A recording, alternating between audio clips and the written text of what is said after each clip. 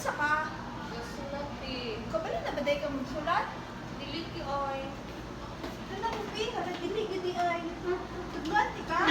Oh, kailan mo? Pi, patanaw ka magsulat pi. Ay, kalagan sa ako Unsa mga. na? Ingan niyo ning magsulat oh. First, slanting line. Second, slanting line na sad. Tapos straight line. So, unsa na letter? A. Oh, very good. So, para makatuon kay nga ni mo. I-connect ra nimo magbuhat kung ingani ha. Wala. Sige to, Faye. Wow!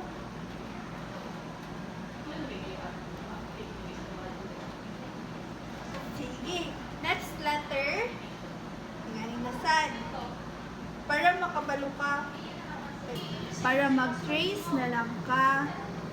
Ingani yun ako pagtudusin mo ha. Para makabalo na kagsulat.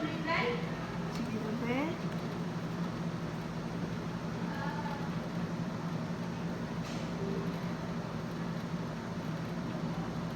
Wow! So, next letter. Hinga na. I-trace ra ni mo ning broken lines ha. Kay mauman pod niyang ikaw na sad.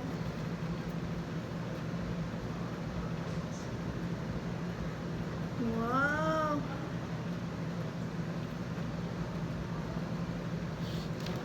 Ikaw to be?